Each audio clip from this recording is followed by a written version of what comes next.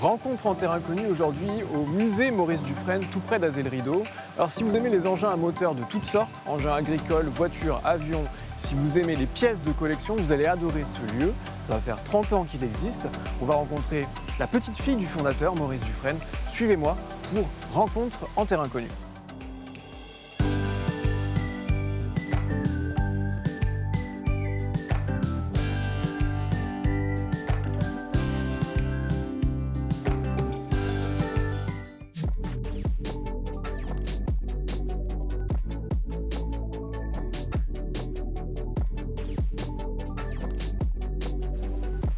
Bonjour Laetitia, merci beaucoup de nous accueillir ici dans votre domaine. C'est assez incroyable, on ne sait pas où regarder en fait, tellement il y a de choses.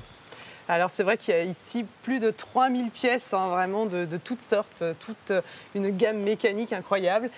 Et notamment celle-ci. Bah oui. Alors celle-là, elle est assez emblématique d'ici. Hein. Oui, tout à fait. Vous pouvez nous raconter donc, ce camion, d'où est-ce qu'il vient?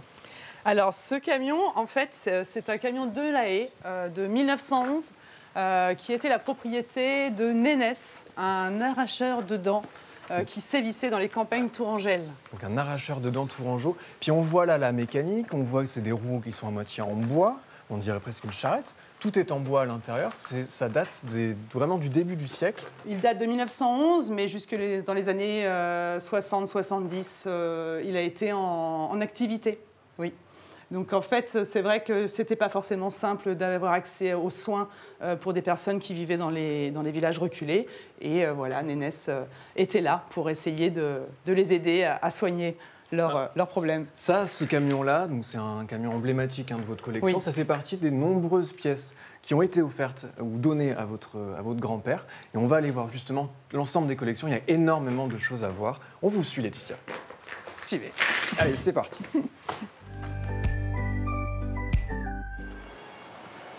Nous voilà dans la collection, parmi tant de pièces. On est ici face à un avion construit par Louis Blériot. C'est ça. Un des rares exemplaires qui reste des monoplans type 11. Donc c'est le fameux modèle qui aura réussi à franchir la Manche pour la première fois en 1909. Voilà, il en reste, je crois, 3 en France. Et donc un ici à Azay Rideau. Et je ne sais pas si beaucoup de Tourangeaux le savent. Il y a un traîneau de Moscou, là il y a un camion de pompiers, là il y a un camion Poulain, donc évidemment la fabrique de chocolat Poulain. Comment votre grand-père il a fait pour avoir autant d'objets différents? En fait, il était au tout début de sa carrière, donc il était maréchal ferrant, enfin compagnon du devoir maréchal ferrant. Il s'est installé à Villeperdue dans ses jeunes années. C'était le début de son activité professionnelle. Et assez rapidement, il a switché d'activité. Il est passé plutôt sur une activité de récupération de matériaux, de métaux et de chantier de démolition.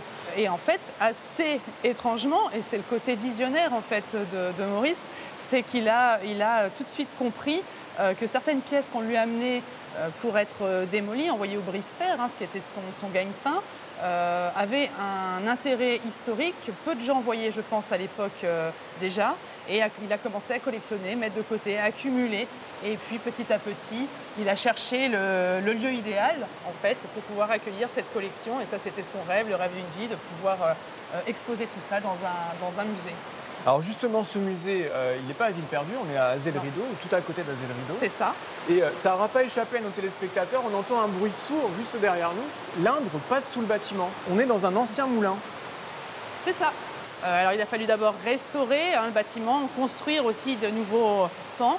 Et puis surtout, ce qu'il a réussi à préserver ici, c'est les mécanismes d'origine du moulin, enfin de la papeterie, de la fabrication du papier qu'il y avait ici encore il n'y a pas si longtemps.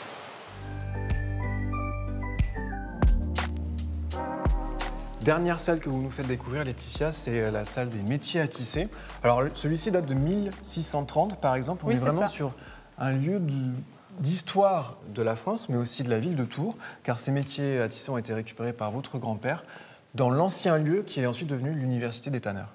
Avant l'université, c'est en fait l'usine Bassereau, qui est une usine assez connue pour ses passementeries et donc son activité de tissage. Et quand il a commencé à éventrer le bâtiment, à le démolir, en fait, à l'intérieur, il s'est avéré qu'il existait encore, qu'avaient été laissées toutes ces pièces, tous ces métiers à tisser voilà, qui sont quand même assez fabuleux. Elle vous tient à cœur, cette salle. Et il y a une photo qui résume presque la vie de votre grand-père. Oui. Il est au milieu donc, de ce bâtiment qui va devenir l'université des tanneurs, qui est détruit, démoli, avec ses métiers à tisser au milieu. Voilà, c'est ça. En fait, on a vraiment le bâtiment complètement éventré et surgissent comme ça ces métiers à tisser complètement énormes et précieux.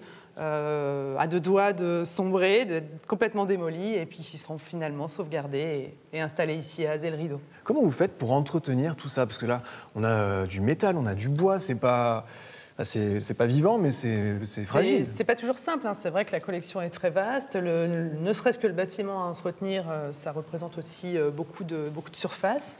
Donc après, nous, on est un musée privé. Et effectivement, la seule biais qu'on ait de revenus, c'est clairement les visiteurs, la billetterie. Donc 6 mois par an? 6 mois par an, d'avril à fin septembre, et à peu près 35 000 visiteurs. On a depuis quelques années vraiment insisté pour offrir une expérience de visite adaptée au plus jeune public.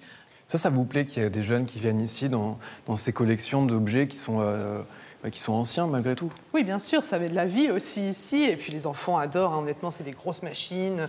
Que ce soit les garçons ou les filles d'ailleurs, hein, ils sont tous toujours emballés par toutes ces couleurs, ces machines, et puis les histoires un peu fabuleuses qu'on peut entendre.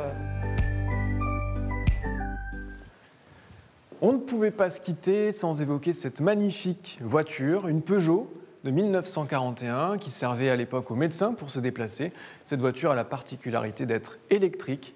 Et oui, parfois ce qui nous semble être à la pointe de la modernité n'est jamais qu'une reprise du passé. Voilà, je vous laisse sur cette réflexion et je vous dis à très bientôt pour un nouveau Rencontre en terre inconnue.